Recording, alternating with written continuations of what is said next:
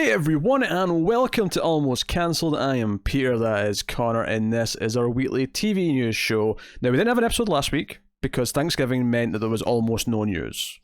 There was literally like 2 articles that I had collected when I was going to make the news. There was nothing, so we skipped the week.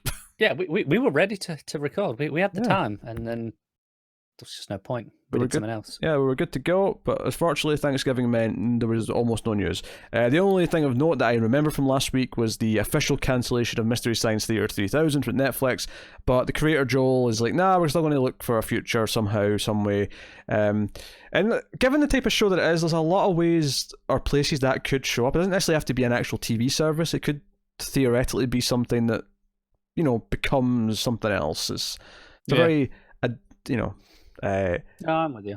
Moldable concept. Anyway, so other than that, nothing much to talk about. So we have this week's news, a healthy dose of stuff here. Some big premiere dates, mainly, I'd say is the most standout thing that we'll get to first. But obviously we have pilot orders, we have series in development, all that kind of stuff is what we normally talk about, and we'll get into it. So starting off, we have a premiere date for a show that, you know, has been on and off at so many places for the last like 5 to even 10 years maybe at this point, that I'd kind of forgotten that it had eventually been solidified that it was really happening, and that is Locke Key, which has now got a premiere date on Netflix. It is coming February 7th. Interesting that they're announcing this far out, because not all of January has its stuff yet announced for Netflix. And you know, they still have some January dates to fill up, but they're announcing Locke Key. I guess it's one of the more high-profile stuff they've got. This is based on the comic book. They wanted to go, hey guys, remember we actually did this thing. It's actually happening. Yeah, allegedly. I haven't seen a trailer yet. Yeah, there's no trailer yet. Probably because they have announced it a bit earlier than they normally do. Because normally they'll wait later, but then have a trailer with the date. So this is Locke Key. It's based on a comic by Joe Hill, Stephen King's son.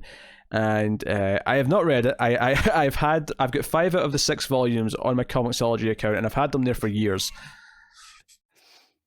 So at this point, I'm just going to go and blind to the show and enjoy the story that way, and maybe check out the comic after the fact. But it's coming, and I'm excited to check it out and see how it is. But that's coming February 7th, so we're starting to have some February stuff filled in, which is cool. Of course, we already had Better Call Saul Season 2 announced for February, so, you know, we've got a couple of things, penciled in. February might be all right. And then, speaking of Netflix premiere dates and trailers, we got a trailer and a date for Messiah, which is a show I had forgotten existed. I assume I knew about it at some point. I feel like I remember reading a description for the Second Coming premise. Yeah, that sounds vaguely familiar, but I mean, it's probably like 6 of those a year. This is coming January 1st, New Year's Day, and it stars Michelle Monaghan, and she's like the FBI person who's investigating the whole thing or whatever. But it is about a man who seems to possibly be the second coming of Christ. And I'm not gonna lie, so the trailer is out with this. We both watched the trailer, and at the start of the trailer, there's a lot of, like, you know, dialogue from scenes where they're describing who this person might be, the things that he's doing, the mystery building up around him from the FBI or whatever, whoever it may be is talking. And there's all these shots of, like, following the guy from behind as he's walking in crowds, and you just see, like, the back of his head, and he's got the long hair. And right when it gets to kind of the sort of the end of the first act of the trailer, I'd call it, before it gets to the Netflix logo, there's a shot where it's like right behind him. I think he's at the Washington Monument, and he turns around and looks not right at the camera, but, like, you know, sort of in, you know, so we can see him. And I burst out laughing at how silly this looked, because it wanted this to be this big moment where, like, see, it looks like Jesus. He's got the beard and the long hair. He looks like Jesus. And I just started laughing because it was kind of silly. And it basically, you know, like, the concept is clear here is meant to be everyone on the planet question. He seems to be doing things that are supernatural, but there's no, like, hard evidence of it. And it's like, is this a con man, or is this actually the second coming? And it's like people dividing it into 2 camps, like, you know, he's real or he's not real. He's slowly converting people to believing that he is actually the son of God. You said you had some information to share on this, but you said it was a spoiler, so if this is a spoiler warning moment, give the spoiler warning. Yeah, there's a huge chance this will spoil the entire show. Okay. But Netflix themselves basically spoiled this for any Muslim who watched this or, you know, read anything about it. The character's name, this Christ figure, is Al-Masir, which I may be butchering the pronunciation, so just go with me here. That is Arabic for the Messiah, but it is what the the Antichrist is supposed to use to to call himself, to announce themselves, essentially. So pretty much everyone in that community went, so he's the Antichrist then. And you've got someone, G. Willow Wilson, she's a writer, tweeted saying, yeah, this was really heavy-handed of Netflix. You could have called him literally anything else except the title with which the Antichrist will announce themselves. And the others said it's like in a murder mystery calling one of your suspects Murder McMurderson. That's how kind of bad this is in that regard. Well, what's funny about that is that I feel like there was an assumption that for everyone else no one would know that, and it would actually play as a twist if indeed that's what they're going with it. But the internet exists, not to mention the fact that Muslims kind of exist in every community now. It's not like everyone's separated around the globe anyway. Exactly. But the internet exists, so all it takes is one person to go, "Hey, this actually means the Antichrist," and all of a sudden the internet is awash with apparently someone claimed that some of the Netflix accounts on Twitter blocked them when they pointed this out. And it's like, yeah, okay, that's the show then, I guess. So you said that you telling me this controversy might persuade me from not wanting to do the pilot as a review for the laugh of it. It is not. Are you kidding me? Well, it kind of makes it pointless. You already know the twist. That's not why I'm not suggesting we watch the pilot and review it because I'm expecting it to be good. I'm doing it because it looks terrible and I want to make fun of it for at least an episode. It looks terrible and we should review it to make fun of it. Yes, exactly. That's what I wanted to do. Now. You're ruining my hungover New Year's Day, where we already have like 2 other things to do. Probably not on January 1st itself, admittedly, because it's a little bit more packed. And I'm going to be hungover. Well, that's good news. Yeah. Well, me and the girlfriend both have New Year's Eve off for the first time in like 7 years. So she's like, well, we should do something then. I'm like, okay. Were you together 7 years ago? Yes. Oh, you were? Okay. Yeah, I've been with her like 8.5 years. Ah, so you had one New Year's together. Yeah. Yeah. Oh, well, there you go. Yeah. There you go. So this is actually the first Christmas she hasn't worked in like 5 years. Oh. So, yeah. Oh, well, okay, there you go. So Messiah's coming January 1st. Obviously, you brought up last week that Doctor Who's premiering that date. 2 weeks ago now. Was it 2 weeks ago? Oh, yeah, well, sure, the last episode. You know what I mean? Yes. And there's one coming up that I'm going to tell you about. So yeah, BBC going to hit us with another. Yes, we're not there yet though. We're still on Netflix.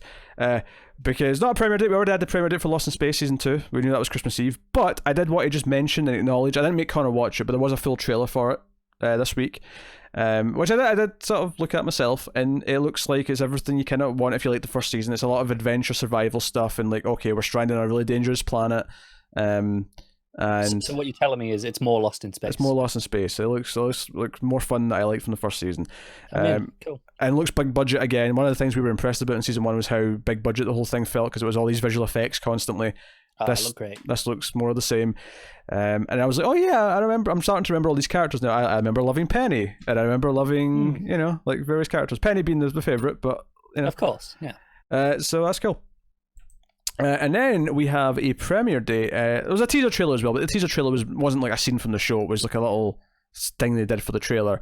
So Curb Your Enthusiasm season 10 is going to be premiering in January. We don't have an exact date actually, which is a little bit weird because we're so close. But my theory here is that the reason why there's not an exact date yet is because I've not decided if they want to air it on Sunday or Monday now, because HBO has 2 nights now with air programming, and I wonder if they're just debating with themselves if it should be on Mondays or Sundays. That's my guess. Yeah, but, possibly. It's coming in January. The teaser trailer is just a fun little skit where Larry David is annoyed because he's waiting for a toaster to pop, and there's like no indication of when it's going to pop. So the whole joke is that it's annoying waiting to find out when it's going to pop. So then it's like January, 2020. You're getting Curb Your Enthusiasm. You really struggled with saying 2020 then, didn't you? No, it's not. It wasn't that. It was because I was almost going to say that. Why do you have to point these things out to make me explain them? The whole thing was I was going to say a date, but there was no date, so I had to kind of just circumvent to just saying the year. Because I've seen a lot of people struggling with talking about next year and saying 2020 and kind of going and kind of just not getting their head around that yet. No, wasn't that. Anyway, so this is cool. Obviously, Curb, stopped being a yearly show a long time ago, and it basically became whenever Larry David's got the enthusiasm, no pun intended, to make another season, they'll say, yeah, sure, you can make another season, and go do it. So I actually still have to watch season 9. Season 9 was a couple of years ago. I love Curb, though. I love seasons 1 through 8. 5 was a bit weaker, but the rest of it is pretty much all fantastic. So I might even catch up with season 9 over Christmas, so I can watch season 10 as it airs. Like we're not busy over Christmas. It's a half-hour comedy, though. I mean, if I'm going to catch up on anything, it'll be... That's true. I actually managed to watch all 3 seasons of The Dragon Prince over the last week or so. I don't know what that is, but... It's a Netflix show, an animated show on Netflix, a fantasy thing. It's real good. The 3rd season only came out like a couple of weeks ago, I think. It's good. You should check it out, people. You probably already have, because season 3 just hit. You done? Yeah. Okay, now we're on BBC's New Year's Day premiere, and that is Dracula. This is coming from it's the people behind Sherlock. This is Mark Gatiss and Stephen Moffat. It is going to air on consecutive nights. It's going to be 3 days. Of course it is. So they're doing... presumably that means the 1st, 2nd, and 3rd. You would assume, wouldn't you? Yes. It'll air on 3 consecutive nights from January 1st, 2020. And it is going to Netflix worldwide afterwards, but no date. That's interesting. Netflix worldwide, not... Usually these articles say, BBC America, but do they mention BBC America there? No, it's a co-production with Netflix. Oh, is it? Okay. I think, yeah. Fair enough. I didn't realize it was co-production. So that's coming New Year's. And honestly, I want to be excited for this because I like the idea of actually, spreading the book out over 3 90-minute episodes. Sounds quite good to me. But the last season of Sherlock was such a goddamn mess that I don't know if I'm all that enthusiastic. I'm kind of with you on that last season. I mean, we know I'm with you on that last season show. You can go see our reviews. We were not happy. I'm hopeful that maybe they kind of just ran out of steam on Sherlock, and this is kind of fresh. They've got something new to adapt. That the hope I have here is that the reason why Sherlock was such a pain for them to write or a pain to be good is because they have to do all these twists. It has to be these cases with all these possibilities that then all wraps together in a really fancy way that feels really intelligent. Dracula is a set story that doesn't really have a lot of twists. It's just here's the book. Just Dracula. Yeah, adapt it. I'm hopeful for this. Don't get me wrong, it might not be great. I don't know. We'll see. The trailer showed promise. If anything, the risk here is that they'll try and be too smart for their own goods. Just keep it simple and do Dracula and just make it really good. That's all I want. That's all we want. Just Dracula. It's not that hard. But I think the trailer had atmosphere, which is something you can't say about every Dracula movie. That's for sure. Yeah, that's what it needs. That's what it needs for sure. And then the next premiere date I've got for you, not one that we watch, but I know a lot of people who do watch our content care about it, because for years people tried to get us to watch it, but it was too far in. But I feel like I can guess what this show might be. Oh, go on. Is it The Magicians? It is The Magicians. Season 5 is coming on January 15th, so that's coming in January as well for people who are looking forward to it. So, yeah. No, it was funny because there was a point where that was something we could have covered, and we had to make a choice between that and The Expanse. I regret nothing. Me either. We made the right call. I regret nothing. So we're actually straight into the comedies by the looks of it. Yeah, okay. Yeah, straight into the comedies. So first up, CBS has put in development HR, a multi-camera comedy from the Great Indoors creator. Oh, God. Oh, I remember that one. Oh, I wish I didn't. Mike Gibbons and Wendy Thrilling's Thrill TV. Oh, sorry, not Thrilling, Trilling. I just assumed there was a H in there. Trilling. And it's Trill TV. So... here we are. Written by Gibbons, HR is about a group of employees in a small, quirky human resources department who are forced into the big leagues after a corporate takeover. It's going to be terrible. I'm judging that on nothing other than the previous show. Yeah. Oh, FYI, there is a comedy mixed in with the dramas because it's in the same article as the drama, and I said that the drama was a bigger of the two, therefore it goes in the drama section. copy the tab and do one in the order with your comedies and one in your order with dramas? No, because I knew it would annoy you. So, HBO Max is given a pilot commitment to a half-hour silly camera comedy. It is a millennial workplace comedy from Why do I feel like I'm going to hate this already? Quinta Brunson, who worked on a Black Lady sketch show, and will star Michelle Nader, who was on Two Broke Girls. And I was one of the actors, not a writer, so you don't have to necessarily assume for the worst. I just don't know who that is. So co-written by Brunson and Nader, who also serve as showrunner. The untitled Quinta Brunson project stars Brunson as an ambitious millennial flying up the ladder of a media startup company who is unexpectedly tasked with running the newly hired PR crisis averting diversity team made up of green internet newbies.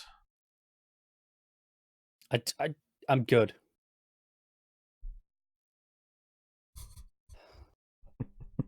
I don't know this whole look. Let's just make it a millennial.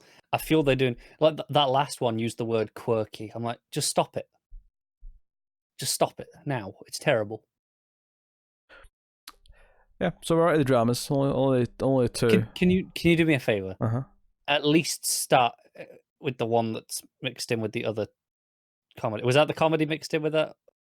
No. The comedy's like because the networks are always in order at the end.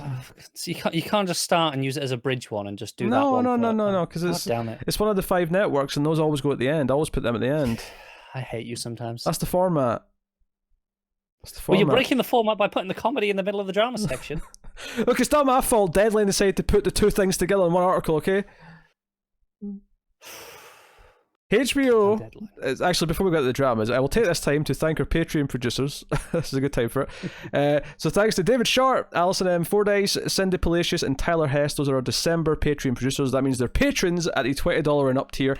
You can, of course, become a patron yourself. You don't have to do $20, of course. You can be a patron for as little as $1 per month, and you get bonus outtakes, bonus episodes of some of the movie podcasts we have, and a few other bits and pieces. You also get voting rights at the $5 tier, early access to some stuff at the $5 tier, and obviously other things as well. So go and have a look and see if you're interested, and any help over there, it does keep the content coming and keeps the lights on. And I try to avoid saying that phrase, keep the lights on, because I feel like every podcast I listen to that has a Patreon says that when they're promoting their Patreon. So I'm determined. What you need to do is lean into it, say it really sarcastically, and be very self-aware that you're saying it. Oh, like YouTubers saying, smash that like button.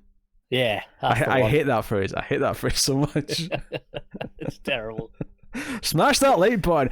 See, sometimes they do it with such enthusiasm. Like, drop on down below to the description and click that link. And I'm like, shut up, you prat. You can say this information without sounding like a complete shill. Yeah, it's possible somehow, but oh man. Just try and be honest about it. Just try and be honest, but you say it as if you're trying to like market it rather than just be honest. I don't know. It annoys me. Anyway, it amazes me sometimes that we have. You just listed our producers there. It amazes me that there are people who will pay for this shit that we're pulling off here. Because what are you talking about? This is gold. You can't even keep your format. You're throwing you can't even be bothered to separate your comedies from your dramas. I made an executive choice based on laziness. Not based in laziness, based in this will annoy Connorness, and I feel that it's been successful in that goal. In that goal? And yeah. I feel like the viewers and listeners will agree that was successful if that was my goal, and it was my goal, and here we are. I think the thing is, I don't know if the viewers will agree with you that was your goal. They might agree with me that you're just lazy. You didn't want to copy a tab and split up the stories. People accuse me of being lazy for a variety of reasons constantly. Why this one? Why this is me? This is the one that'll get to me, that people accuse me of being lazy for not duplicating a tab. I don't know why you think this is the case, but it's the tab that broke the camel's back. HBO has given a series order to the untitled Lakers project, a 1-hour limited series drama based on Jeff Pearlman's book Showtime, Magic, Kareem Riley, and the Los Angeles Lakers Dynasty of the 1980s. Produced by Oscar winner Adam McKay, his Hyper Object Industries. So Yeah, so we actually did hear about this a little while ago, but now it's an official pilot order, or series order, sorry. The project marks the first limited series under the Hyper Objects Industries' recently announced 5-year first-look television deal with HBO, so expect a few more of those over the next few years. So, just to remind you what this is, written by Max Borenstein, who wrote the recent Godzilla movie, of all things, based on Perlman's book, The Untitled Losers Project. I didn't put the full title again, I thank you for that. Is a fast-break series chronicling the professional and personal lives of the 1980s Los Angeles Lakers, one of sport's most revered and dominant dynasties, a team that defined its era both on and off the court. Oh, on and off. No, that's twice. That one counts. That one counts. What's really bad is, and I was hoping the description would tell me, I don't know what sport the Lakers are. Oh, I know, it's basketball. Sure. Okay. I just happen to know Lakers are basketball. I kind of got that when it said court at the end, but sure. Up till that, I was like, are you going to tell me? Okay, that was a second one. You're definitely drinking for that. And I love that it's HBO giving you 2 in 1. This isn't even CBS. This is CBS. We associate HBO with class programming, with upper class programming. HBO, Heaven Hill would like to say, fuck you. Aye. No F-bombs. Yeah, well, I forgot, and you did one earlier. Not in this show, I didn't. No, you didn't on this show. That drink's going to your head already, apparently. Yeah. Moving on. HBO Max has ordered a series here. They've picked up a series from Lena Dunham, her produced half-hour dramedy. So this one's kind of a weird one, but I'm including this in the dark dramas because this is making me think more of your Dear White Peoples and your Glows and Netflix as opposed to your sitcoms. To be fair, her last one with HBO was Girls, right? And I feel like that probably fairly falls into that same, that you could kind of swing that under that category. You could, but I think dramedy, I will typically veer into the drama part of it rather than the comedy. Yeah. So it's called Generation. Let me guess. And interestingly, this is actually HBO Max's first series order. They've had a lot of pilots, but this is the first series order. Okay.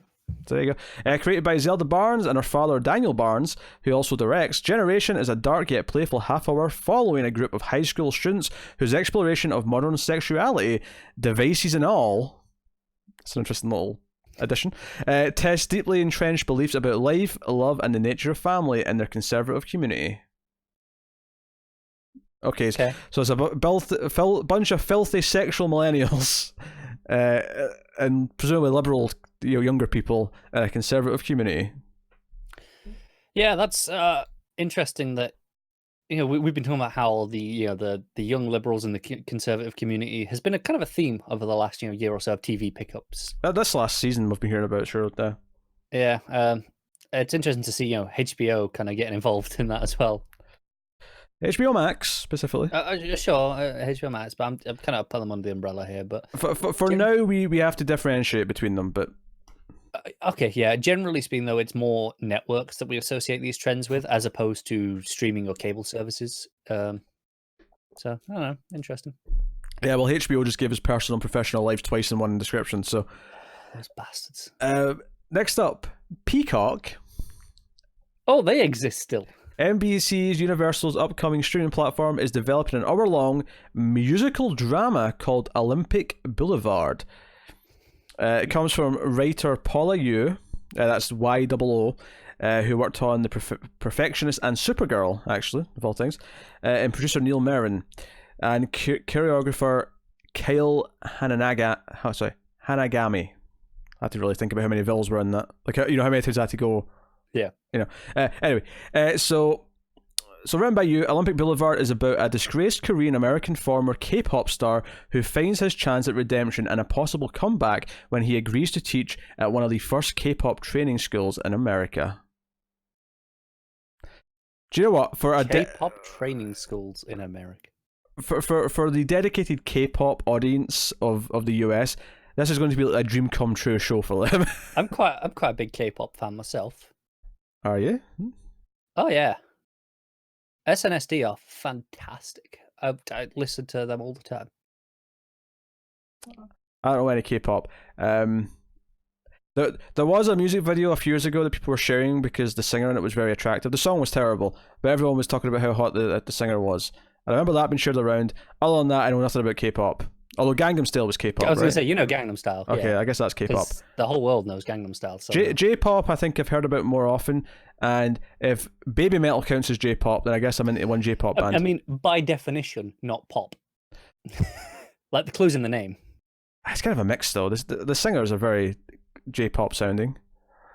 I mean, sure. That's kind of the charm of it. It's this backing. It's like Slipknot backing track with like J-pop singing over the top of it. That's kind of the. It is, but by definition, therefore, it's more metal than pop.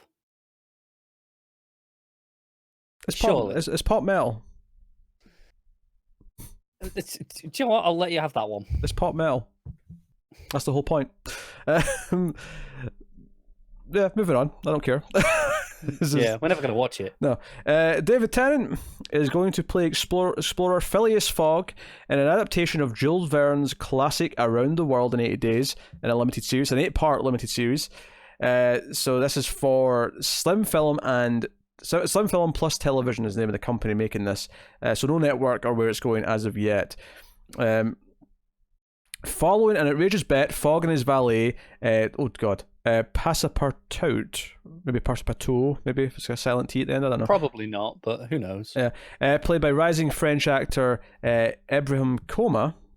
Okay. Maybe it does have a silent T then if he's French. Yeah, it might do, yeah. Take on the legendary journey. It'll look maybe a French word, but just the end of it. But anyway, takes on the legendary journey of circumnavigating the globe in just 80 days, swiftly joined by aspiring journalist Abigail Fix, played by the Crown's Leon Benesch, who seizes the chance to report on this extraordinary story. I've actually never seen or read any of the... I've not read the book and I've not seen any of the movie, because there's been 2 movies about it, I think. Maybe more even. Probably more, especially if you count unofficial adaptations. Yeah. What's funny is that there's a movie coming out, or just been out, called The Aeronauts, that's about a hot air balloon. Yes, with... Oh God, the stars, I'm forgetting. I'm blanking on his name. It's not going to come to it. I can see his face. Just carry on. You're not going to tell me, so just carry on. Forget it. I just can't remember his name either, but he's in The Theory of Everything. He's in the Harry Potter spin-off. Yeah.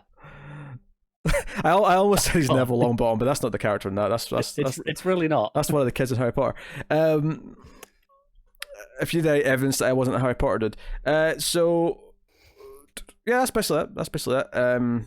So the lead director is Stephen Barron, who did the Durrells, and Charles Beeson, who did The Mentalist, is also lined up to direct some episodes. So they've got names. They're doing a thing. I could see him being eccentric. If anything, this will be probably the most Doctor Who that Tennant's played since being Doctor Who. Probably, yeah. I could see that type of personality. That said, I don't know what the personality is supposed to be, but I'm expecting this guy to be kind of eccentric because he takes a bet to go around the world in 80 days. Eddie Redmayne. It just popped into my... I got it. Yeah, no, you're right. He's probably eccentric. Sorry, carry on. Yeah. I don't like Eddie Redmayne that much, you know that? Do you not? I don't think I do.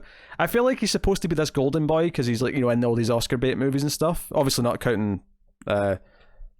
What's the Harry Potter spin-off called? I can't think of the name. Fantastic Beasts. There you go. I like he's in all these things, and like it's not that he's a bad actor per se, but I feel like I don't know. He feels like such a privileged actor who just was handed a lot of roles to me. I don't know. There's something about him that feels so. Like he's perfectly talented. Like I've never thought, oh, he's bad. Yeah. Ever.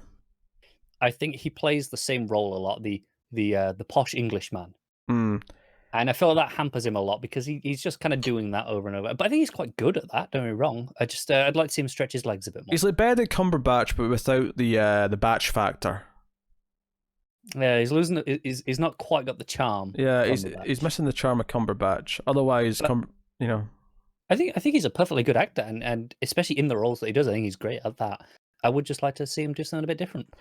Next up, Greg Silverman's Stampede Ventures has acquired the best-selling author Max Seek's thriller novel, The Faithful Reader. Bit bold calling your book The Faithful Reader. Anyone who stops reading that halfway through because they don't like it go, well, title's a bit ironic now, isn't it? Yep. Throw it in the trash. For a TV series adaptation, obviously because it's on a TV podcast, otherwise why would we talk about it? The novel is published, and it was published in August in Finland and has been creating buzz internationally ahead of its US release. With rights sold in 35 plus countries, The Faithful Reader will be published as The Witch Hunter in the US, so it might even be called that. It's just a bit funny, all that irony about the title. They will just change it. Someone will make the joke. What I think's funny about it though is that The Faithful Reader didn't tell me anything. Like, The Witch Hunter is like, oh, that sounds a lot more interesting than The Faithful Reader. I'm not gonna lie, I'm more interested. Yeah. Let's see which one sounds more accurate to the description we're about to read here.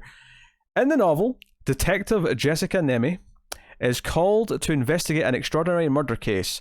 The wife of a famous writer, Roger Kopenen, seems to have been killed in a bizarre ritual. It's leaning towards witch. As more ritual murders occur, it becomes obvious that Jessica is after a serial killer, but the murderers are not random. I said murderers there. The murders are not random. They follow a pattern taken from Roger's best-selling trilogy. So both titles actually do work because there's a fictional book within the book that the killer's basing stuff on. Yeah. Oh my! They follow a pattern taken from Roger's best-selling trilogy. Has a fan gone mad, or is this case more personal? How can Jessica stop a criminal who knows every detail of the book even better than the author? Well, she could read the book and predict what the next crime might be. I mean, that's maybe the first guess I'd say. I'm impressed that both titles fit the book, fit the story. They genuinely do. I am impressed that both fit the story. I do like the idea of like a modern like cop story turning out to be like going after a witch. Like it's not like a witch hunter in the sense that it's someone who hunts witches. It's like a serial killer like cop movie. They're slowly throughout the story you realize the murderer is a witch or something like that. Like I kind of like that as a concept. I don't know if that's exactly what this is doing given the whole book angle, but yeah. I'm kind of into it. I mean, don't get me wrong, it could end up generic as shit on network TV, but. Well, we don't know if it's on network TV. It's not. No, that's what I said. That's what I said. It could end up like that, but in the right place, this could be really solid. Next up, AMC Studios has acquired the television rights to Jeff Vandermeer's popular Bourne universe novels. That's Borne. Okay. Right. So not Jason Bourne. Not the good Bourne. Yes. I mean, this could be a good Bourne. I don't know what is it. I mean, it could be, but I mean, I already like that Bourne. The books all take place within the same mysterious, mind-bending universe Vandermeer launched with his 2017 book Bourne, followed by The Strange Bird and the latest one, Dead Astronauts, which is set to be published today, whatever this article was published this week. So it came out this week. Vandermeer will serve as an executive producer and creative consultant on the project. Bourne tells the story of Rachel, who is surviving as a scavenger in a ruined city of the future destroyed by an evil company. Discovers a mysterious creature that she longs to keep, despite her companion's warnings and her own reservations. Am I a person? Bourne asked me. You are a person, I told him. But like a person, you can be a weapon too. The standalone Dead Astronauts details the fight against the company and a spectacular adventure across space and time. So this sounds like the first one's a really specific story about people living on this one planet, and then it kind of expands with, you know, the books are all set. It sounds like the books are all set about different things in the same world, as opposed to a sequel to the same characters. I agree. That third one sounded set earlier in time, right? To me. Possibly. Yeah. I could be wrong though. I'm intrigued though. I like good science fiction, and this feels like it's, you know, pretty science fiction. Interesting, yeah. Yeah. So, no, it could be something. It's AMC Studios, which I mean could mean it ends up at AMC, but it could also mean it ends up somewhere else owned, or not even owned, but just another network. It could. Yeah, I mean it happens. Yeah. AMC will obviously get first look, but that doesn't guarantee anything. Yeah, they might say, this is too pricey for us. But then again, maybe they want something to kind of like be their next big cult hit if, you know, Walking Dead might wrap up at some point. I'm thinking AMC doesn't tend to go into the sci-fi angle that much. It doesn't, but like, there's a first for everything. I mean, it's not like they really did horror before Walking Dead started, and all of a sudden it's the Walking Dead network, where there's going to be 3 Walking Dead shows soon. God, there isn't there? Walking Dead all year round, baby. Not that I'm happy about it, because I gave up on Walking Dead, but still. So yeah, so who knows what they'll call the show? I mean, they might take the name of the universe and call it that, if they're going to like incorporate things from all the books, or yeah. I mean, wait and see. It depends what angle they want to take on it. If they're just straight adapting the first book, or I feel like the obvious thing would be that you'd actually have like the running plots of all three books kind of like jumping back and forth. Maybe it depends how they're handled. We don't we know enough about the other two books to true. Say that for certainty if that would work. I mean, if the books if the writer has a plan for the books to eventually all merge together because they all become relevant to each other, then I can see a TV show kind of having them all running concurrently and then eventually merging in the show, so they can do it that way. But if they're all genuinely very separate and just all set in the same world, then I don't know how you do that. Unless it's kind of semi-anthology style where it just shifts to the next book's plot. I mean, that might be the smartest thing to do. Maybe, yeah. Next up, we're on the networks now. NBC is given a script commitment with penalty to Fallback, a 1-hour sci-fi thriller crime drama from Blind Spot creator Martin Giro, which is just about to end, I think so, or has just ended. So I thought it was already over, but I could be wrong. The shortened 5th season, I don't know if it's actually aired yet. But written by Giro and Gall, Fallback is a sci-fi thriller centered on an off-the-books task force that solves the most difficult and dangerous crimes throughout a top-secret government program. So it's an NBC show. It said sci-fi, so there's going to be a slight technology thing probably to it that makes it technically sci-fi. It's an NBC show. You could probably describe Blind Spot as slightly sci-fi. I mean, yeah, you probably could. I only watched the pilot, so I don't know. So did I, but it felt like you could. It depends where it went. If it was just, she had amnesia and that was it, then no biggie. I mean, that would have been a very boring 5 seasons. I presume they got away from just reading stuff off her tattoos, because surely they ran out at some point. Well, that's where it got sci-fi, where the tattoos changed. Ooh. ABC... I don't actually know if that happened or not. ABC is given a put pilot commitment with penalty to ISB, which is a working title. Good, because it sounds really boring and generic. A 1-hour drama from Kevin Costner and his Territory Pictures Entertainment.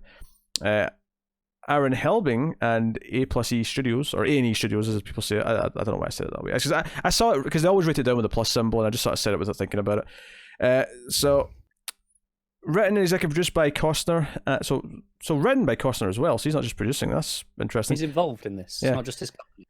ISB follows the elite special agents of the Investigative Services Branch. Oh my, that is the acronym was boring. What it stands for is even more boring. Yeah. So they are tasked with solving the most complex and heinous crimes committed within the diverse and majestic national parks of the ISB's Pacific West region. Honestly, personal and professional lives might have spaced that up, because it would have been more interesting than what it actually said. Sorry, I'm assuming this was still NBC, but ABC. ABC. Are you sure it wasn't CBS? Because Nope. I mean, it had the acronyms, it had the elite task force. It sounded a lot like a CBS show. ABC. I'm disappointed in you, ABC. Fox has given a put pilot commitment to Florida Man, a 1-hour. They're going for it. They've seen the memes. I appreciate the taking of Florida Man into a TV title. If no one knows why that's funny, just Google Florida Man and see all the headlines of all the crazy news stories that come from Florida that say Florida Man does this weird thing. There's also Florida Women, and occasionally you get Florida Teen. And I like to think of them as like the Fantastic Four. It's this like family of like really idiotic superheroes who just keep doing stupid things. So it's Florida Man. That's what this show is. Florida Women, Florida Teen. I'm so in. It is a 1-hour rom-com procedural from Nick Stoller and former Bones executive producer Carla Kettner. Written by Stoller and Kettner, Florida Man is a quirky rom-com procedural set in the Florida Panhandle.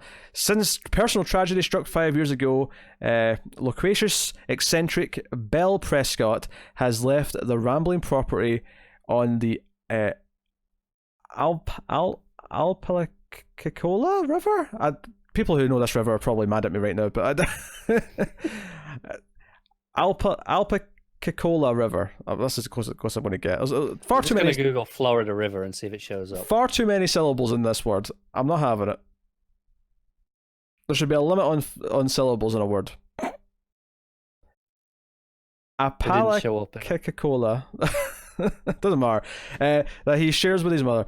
When Bell discovers a dead body, he's forced to venture beyond his agoraphobic boundaries and grudgingly partner with the sole remaining cop in town, the practical, brutally direct Cammy Jessup, to solve a murder. Wait, this is a buddy cop thing? It's false, but it's a buddy cop show. One of them's Florida Man. Well, one's a hermit. That's what the description is given. I know, but it's funnier if you just say one's Florida Man. One's Florida Man, one's a hermit. It's a buddy cop, but one's a hermit / Florida Man. I'm going to tell you right now, in all the time we've been doing this show, I have never been more disappointed in a show's description after its title.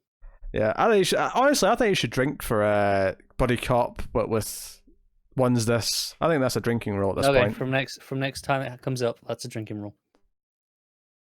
You can't make the rule and go, oh, well, just as it just happens. I think this is a staple enough of these descriptions, especially for Fox. That I know, but that's how drinking games work. You can't just go, well, that just happens to drink. It's okay. Next time that shows up. Okay. With local infrastructure decimated, Bell grudgingly becomes the town's volunteer criminologist, investigating murders with Cammy as he secretly tries to solve a crime that destroyed his life. That's getting close to Secrets from the Past and bollocks, but I won't count it, but it's getting close. It's edging on that, it's edging on personal and professional, but it's not quite at either of them. Annoyingly. Off you go, Cat. Off you go. That could have been a triple. It could have been. It could have been Secrets, personal, professional, and buddy cop with a twist. It could have been. I think it has to be buddy cop with a twist. They can't just say, "Oh, it's a buddy cop thing." Oh sure, yeah. As long as we can, they don't have to phrase it this way, but as long as we can describe it as it's a buddy cop thing, but one of them's blank. Yeah, then it's fine. So next up, Fox has put into development 2 British adaptations. This is where one's a comedy, for the record. One's a crime drama called Silent Witness, and the other's an offbeat comedy called This Country. So they've handed script plus penalties to Silent Witness, which will star the Fighters' Melissa Leo, which will be executive produced with her alongside Outlander writer Joy Blake and Kim and Eric Tenenbaum. So, description here. The other one, This Country, is coming from Sex and the City writer and producer Jenny Bix and Bridesmaids director Paul Feig. He's producing that one. So everything's mixed in. This is why I didn't separate them. Silent Witness is a long-running British crime legal drama created by Nigel McCreary, and it is aired on the British public broadcaster since 1996 with 22 seasons. Have you ever seen any Silent Witness?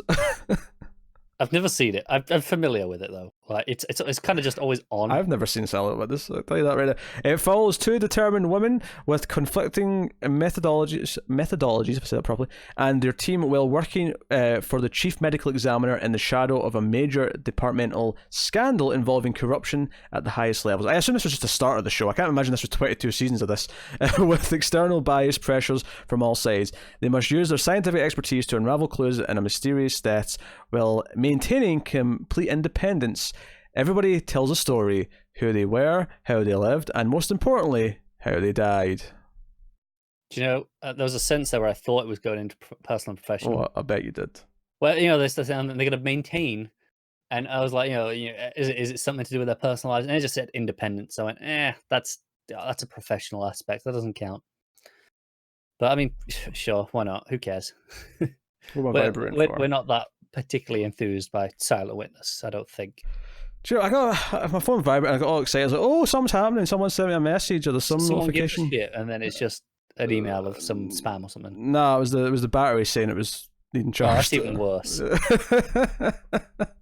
Anyway, This Country has been adapted as a single-camera comedy written by Bix. The half-hour mockumentary follows a documentary crew who go to a small town to study young adults and their current concerns. Their focus is the daily lives of cousins Kelly and Shrub Mallet. Shrub. What? Shrub. Shrub. SHRUB. That's not a name. That's a small tree. Maybe shrub. I could expect shrub. And then Mallet. Maybe it's Malay. That's another one that looks like it may have a silent T at the end. I could do. It's Mallet. That could be Malay, but not Mallet. But Regardless, We'll never know. And their idiosyncratic surroundings. We follow the cousins as they pursue their dreams, confront challenges, and fight each other for frozen pizza. These two don't have much, but they do have each other. Of course they do. I'm good. Yeah. All right, this is what you've been waiting for. CBS Studios. Although technically this isn't CBS, it's just CBS Studios, so this might not end up in CBS, but... I'm getting some half-decent stuff at the ready, because I'm expecting CBS to pull some out the bag. They're developing a drudge dramedy. Wait, what? CBS Studios I clearly didn't read this earlier. CBS Studios is developing a drudge dramedy inspired by Mano Bazemmour's novel Bestseller Boy. The local language series is in the works for Dutch broadcaster Avrotros. Oh, this is Dutch CBS. All right. All right, this might not be terrible. Who knows? This is different. Bestseller Boy is the studio's latest international developmental following Israeli drama District Y, the police drama from the same team behind Fauda and Homeland, the CBS Studios' first non-English language international co-production. No, interesting. The project is inspired by the eponymous novel by Dutch-Moroccan literary star Mano Bazemmour and about his struggles as a millennial navigating two cultures, overnight success and identity in Amsterdam. Oh. Okay. I mean, it didn't sound terrible, but it didn't sound particularly interesting either. Yeah, the project's slated to be shot in Amsterdam and Morocco. Yeah, okay. Yeah. Fair enough. All right. Well, in that case, we're on to the last story, or one true CBS story of the week. Come on, CBS, don't let me down. Yep. CBS has put in development Truth and Justice. Oh, come on, give it to me. Sounds like a CBS show. A crime drama from one of its top drama showrunners, Peter Lenkov, who's worked on Hawaii Five-0, Magnum P.I., and MacGyver. Oh, this has got some pedigree coming into this. If you mean the dog food, I agree. So, written by Lenkov, and I don't know if Pedigree is also a dog food brand everywhere in the world, but in the UK... I was thinking that might have been a very niche joke. Yeah, Pedigree's the biggest sort of dog food brand in the UK. Well, is it the biggest? It probably is. I don't know. It's the only one I can name. Yeah, it's the only one I could name as well. But, I mean, I don't have a dog. So. No, do I. Whereas it's the only one I can picture a televised advert for. I bet you could name at least 2 cat food brands, though. I don't think I could. Oh, yeah, you could. If you told me a couple, I'd go, yeah, I've heard of that. But I don't think I could name you any. Because, again, I don't have cats, so I don't pay attention. Okay, but you've heard of Whiskers. Yep. You've heard of Felix. I have, yeah. All right. And then Go Cats are another common one for the biscuits. I didn't know that one. Don't know that one.